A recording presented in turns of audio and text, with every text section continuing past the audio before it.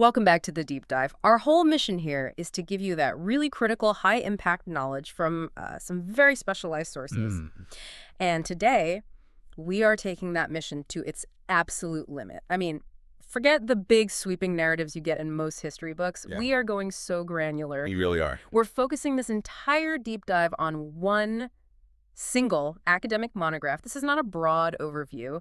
This is really custom-tailored knowledge about a figure you almost certainly never learned about in school. Right.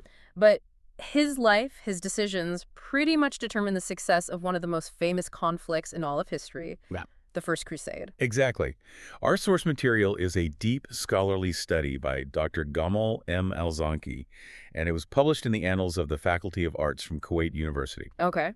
And we are just dissecting the scope and the strategic significance of this specific piece of research. It's titled Yaghi-Siyan of Antioch in the First Crusade. Right. Our goal for you today is to understand why a scholar would dedicate so much focus to this one person.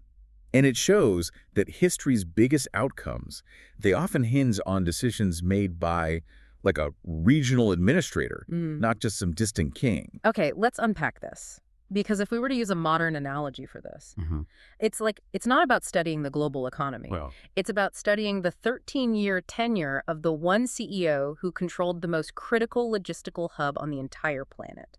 So who exactly was Yaghi-Siyan, and why is this hyper-focus on his rule the key to understanding the First Crusade? great question. I think we have to start with the source itself, because the technical details, they really tell us everything about the research's importance, its gravitas. They really do. So we're working with Yaghi-Siyan of Antioch and the First Crusade, written by Dr. Gamal M. Alzanki of the Department of History at Kuwait University. It's an incredibly targeted piece of work. And that targeted nature is, it's underlined by the publishing context. This wasn't some general journal article. It's a specialized monograph. Monograph. Yeah. It appeared in the Annals of the Faculty of Arts, Volume 8, back in 1998, which corresponds to the Hijri years 1417 to 1418. Okay. And crucially, the sources identify this as monograph number 126 in that specific series. So why does the number 126 even matter to our listener? What does that signal? Well, it signals academic weight. I mean, university research councils, they don't just dedicate standalone in-depth monographs, which are basically short books, to minor figures or, rehashed arguments. Right. The fact that this is a dedicated, self-contained study, it confirms that in the eyes of serious scholars, Yaghi-Siyan's decisions had massive strategic consequences that just warranted a deep biographical dive. It tells you immediately that this man's life wasn't just some footnote. Not at all. It was a pivot point. And we get that confirmation right from the original Arabic title. Which is? It's Isim me ayosom mendialasio isim falonatiak geristeri. And that translates to Muayyid al-Din Yaghi-Siyan Sahib Antakya. Siyadataki. Yes. That term, Sahib Antakya, is the critical anchor here. It means the owner, the lord, or the ruler of Antioch. He was the sovereign authority. Okay. So this research, it's not about general events happening in the Levant. It's about the political, the military, the defensive governance of that single strategic city by the man who was in charge. He was the ultimate decision maker for the whole region's defense. I mean, Antioch was by far the strongest fortress between Constantinople and Jerusalem. Absolutely. If the Crusaders failed there, the entire enterprise was probably over.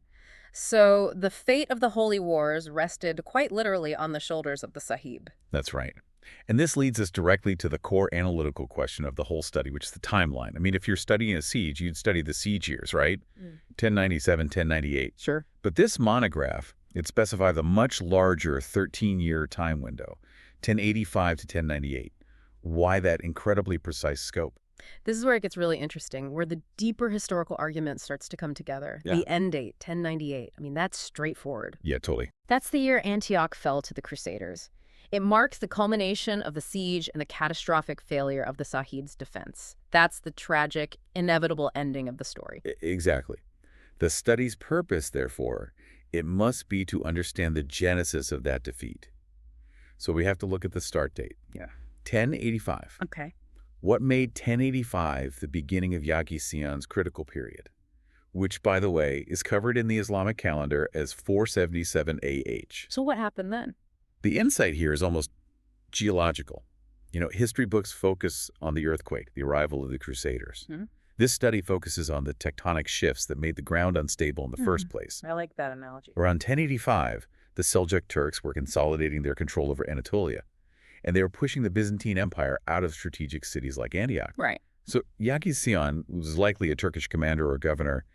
He would have been tasked with securing and ruling this massive, multi-ethnic frontier city that had just changed hands. So the study is basically arguing that the pressure the city felt in 1098, it didn't start with the Western armies. It began way back in 1085, when Yaghi-Siyan was effectively handed the keys to this crucial but fundamentally unstable border city.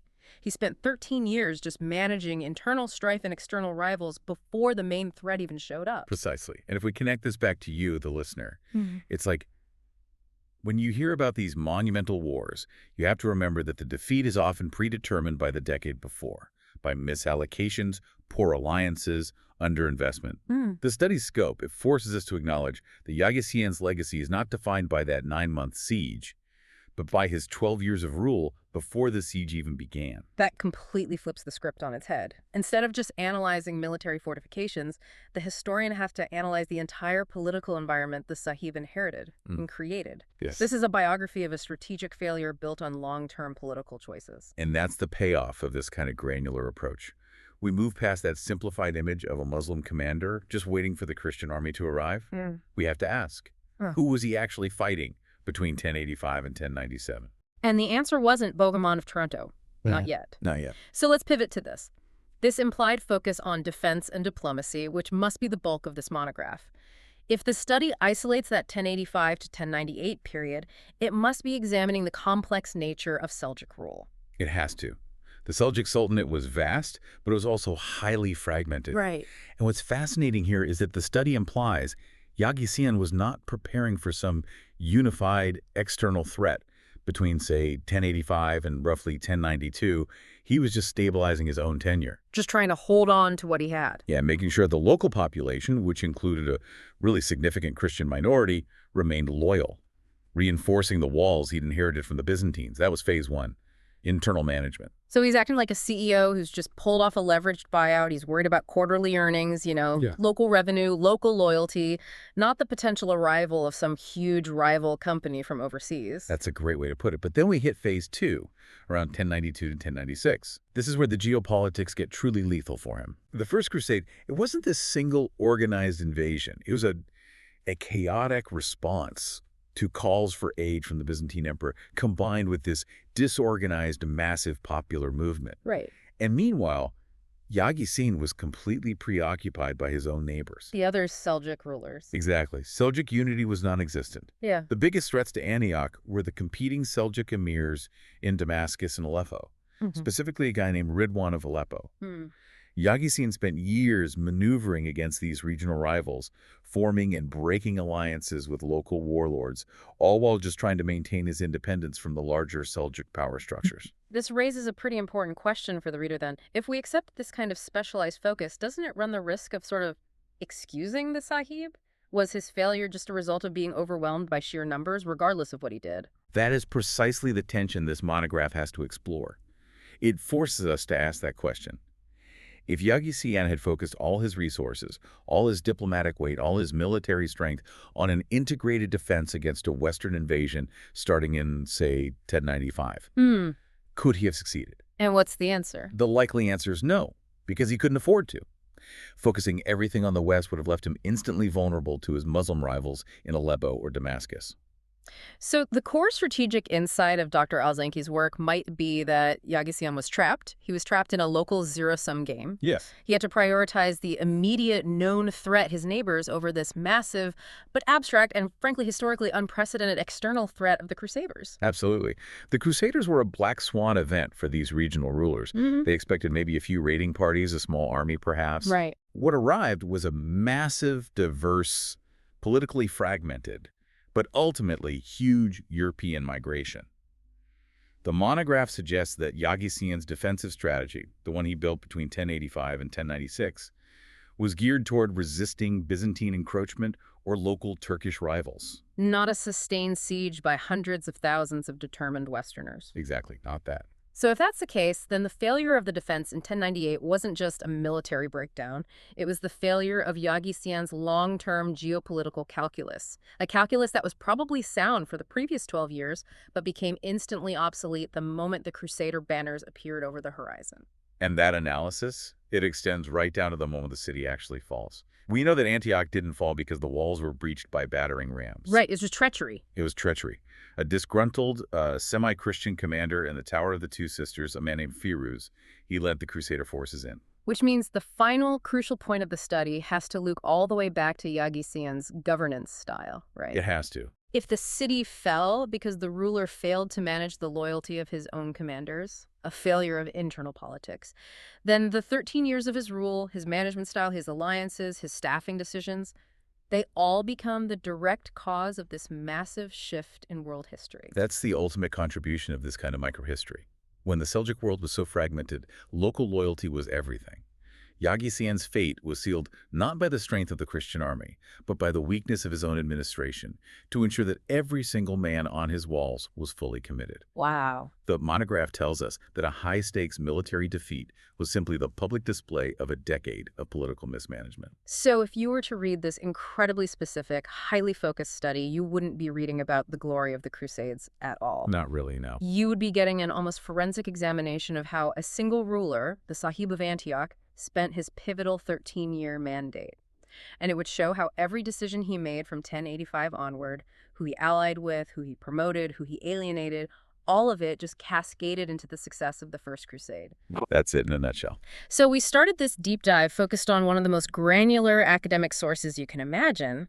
And what we found is that this intense focus on Yaghi-Siyan's tenure in Antioch between 1085 and 1098, it actually provides the clearest understanding of why the First Crusade succeeded at its most crucial bottleneck. Yeah. And if we connect this to the bigger picture, this kind of micro-historical analysis, it reminds us that these massive sweeping historical narratives that often feel, inevitable. Right. They're truly defined by the biographical studies of specific high-leverage individuals. Yaghi-Siyan, the Sahib of Antioch, defined the success of the First Crusade because his failure to manage internal politics and regional rivalries defined the strategic capacity of the entire defense. So what does this all mean for you listening to this? It means the next time you encounter a major event in history, a war, a market crash, a political revolution, don't just focus on the date of the explosion. Right. Look closer. Look at the specific, detailed timeline of the regional figures who were in charge in those quiet years leading up to it. And that leaves us with a final provocative thought for you to consider.